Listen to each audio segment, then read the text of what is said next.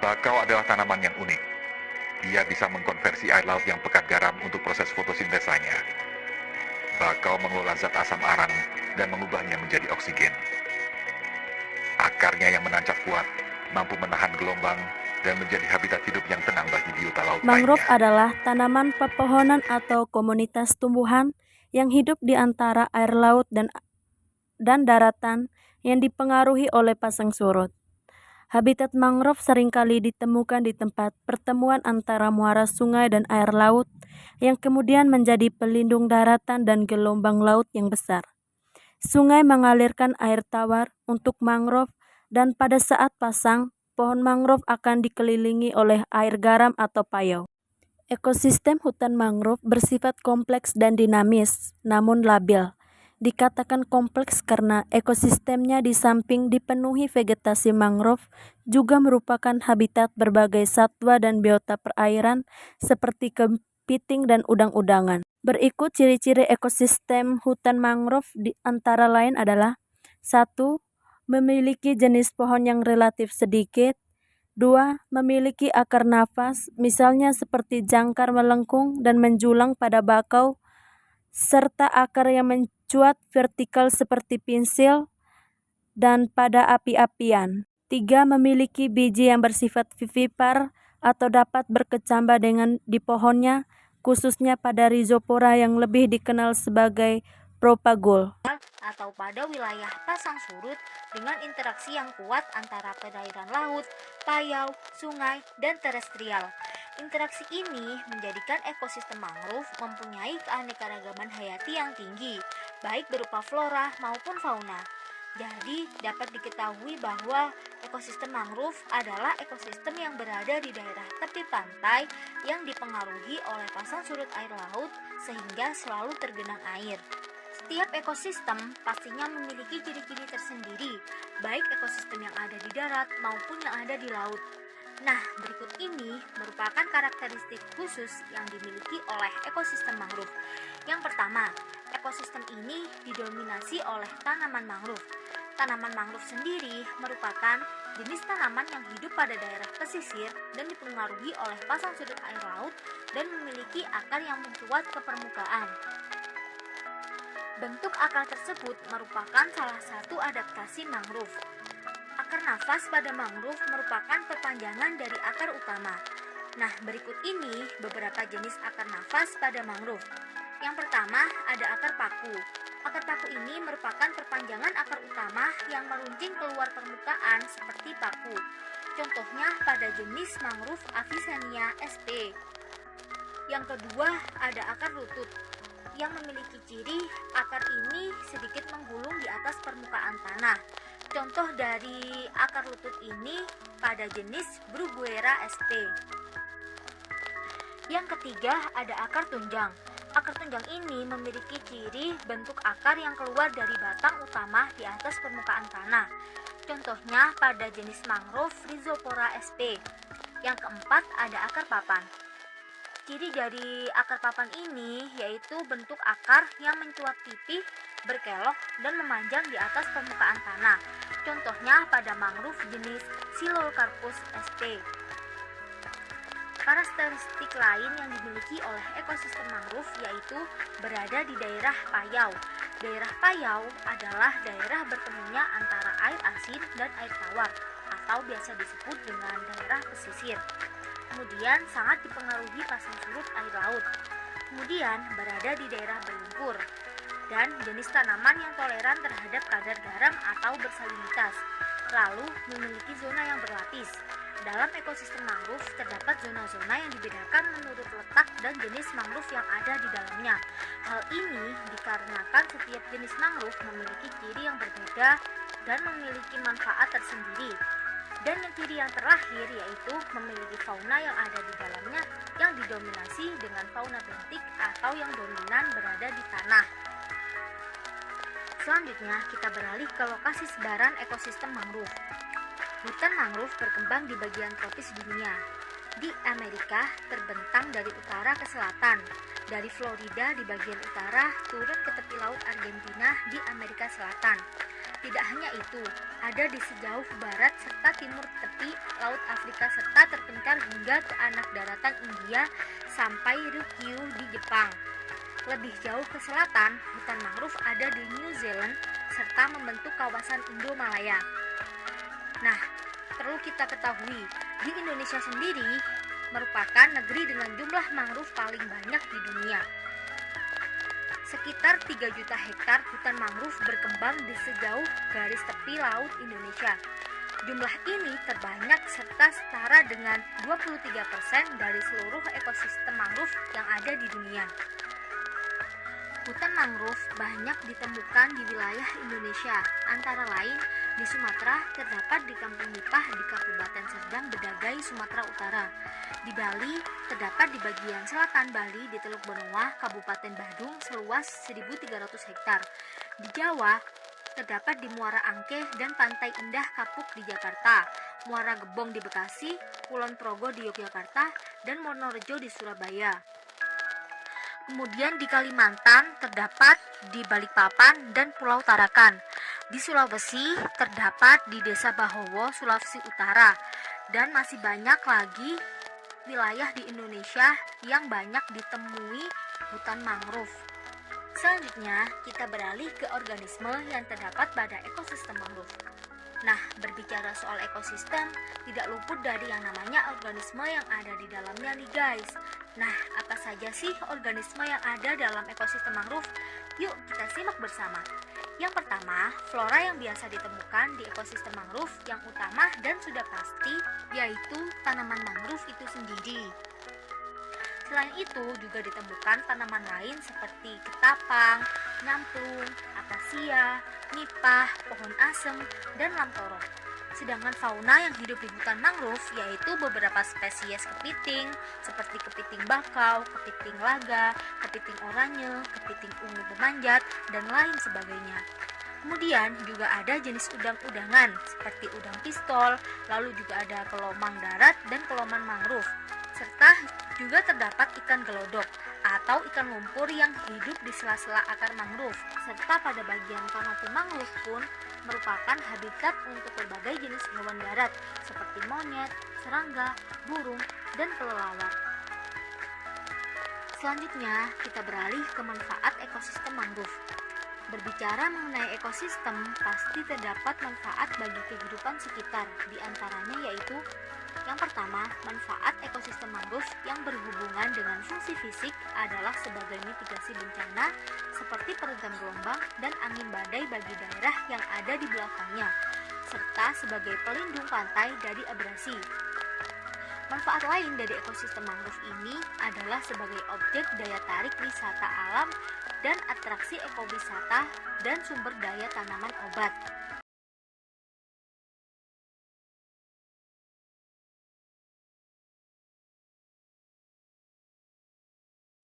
Indonesia merupakan negara kepulauan terbesar dengan jumlah pulaunya yang mencapai 17.508 pulau dengan luas lautnya sekitar 3,1 juta kilometer persegi.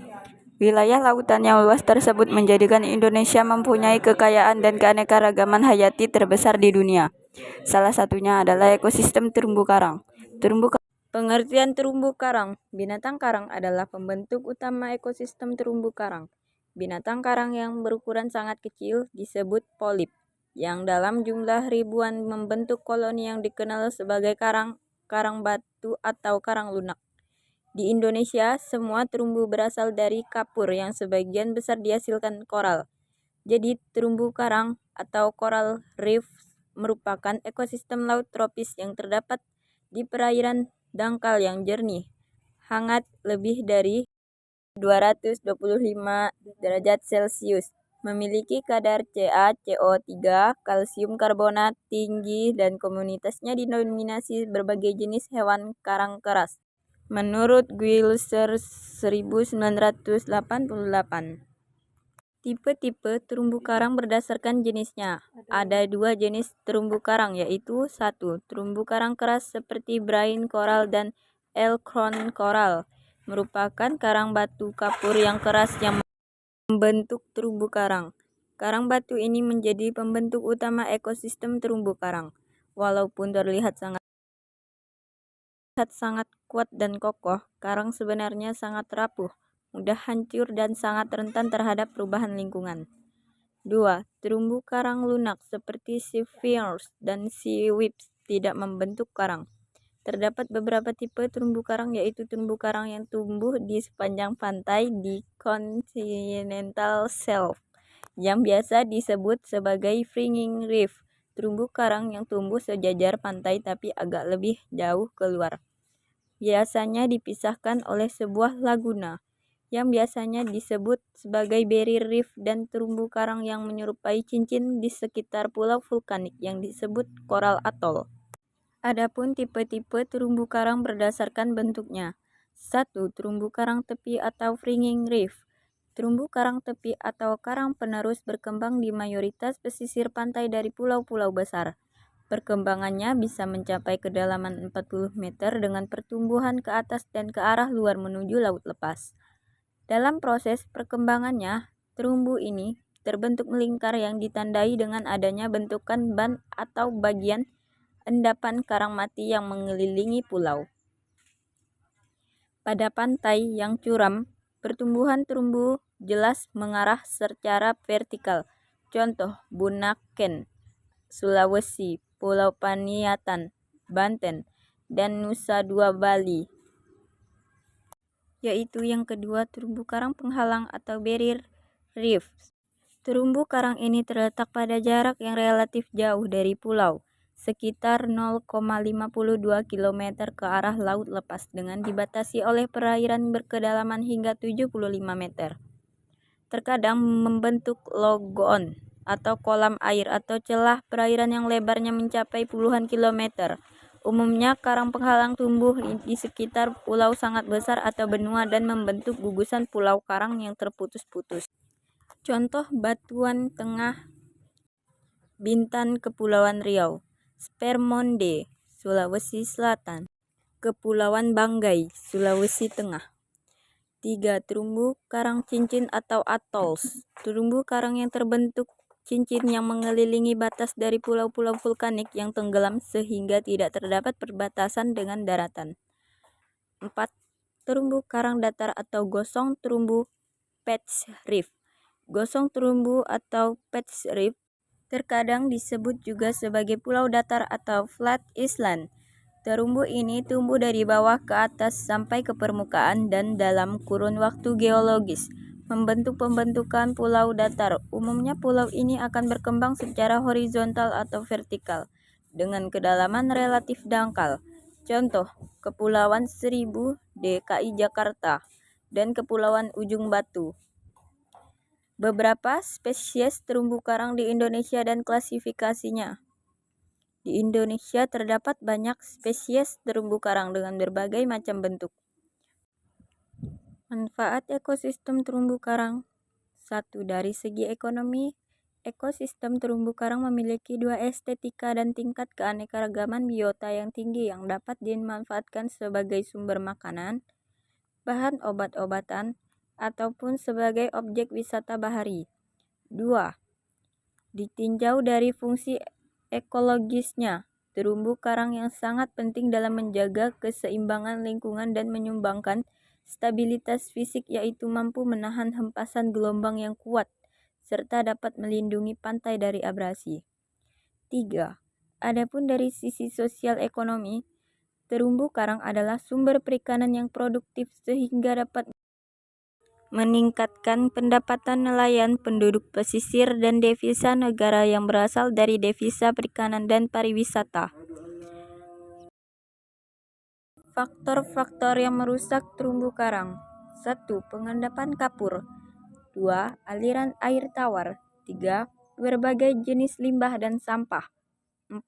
Pemanasan suhu bumi. 5. Uji coba senjata militer. 6. Cara tangkap yang merusak. Dan 7. Penambangan dan pengambilan karang. Kesimpulannya, terumbu karang adalah sekumpulan hewan karang yang bersimbiosis dengan sejenis tumbuhan alga yang disebut zooxanthellae. Faktor-faktor lingkungan yang mempengaruhi perkembangan ekosistem terumbu karang yaitu suhu, salinitas, cahaya, kedalaman, kecerahan, gelombang, dan arus. Ekosistem terumbu karang merupakan ekosistem yang penting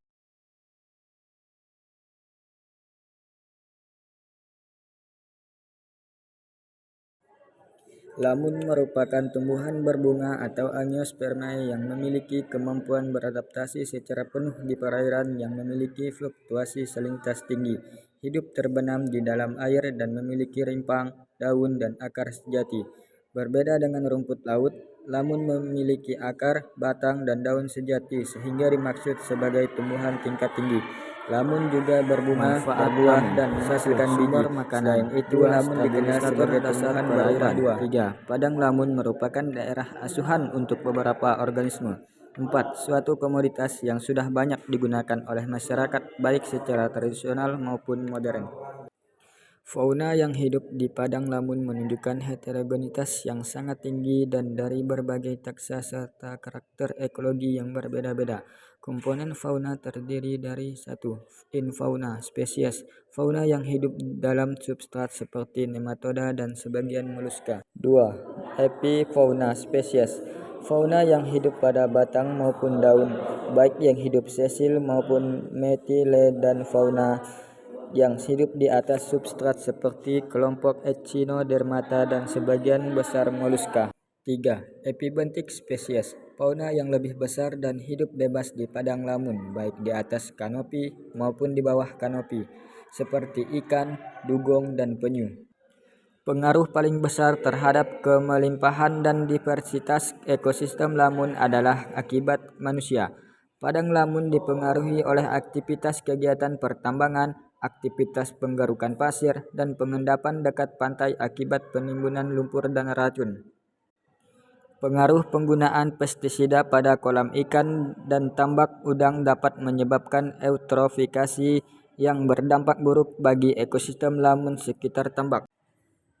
Peningkatan muatan sedimen ke laut dapat meningkatkan jumlah nutrien. Hal ini memacu pertumbuhan alga epifitik yang dapat menghalangi lamun memperoleh sinar matahari sehingga dapat mengalami kematian. Selain itu, tingginya tingkat penggunaan dinamit untuk menangkap ikan seperti di wilayah Indonesia dapat merusak padang lamun dan menurunkan biodiversitas lamun dan fauna asosiasi.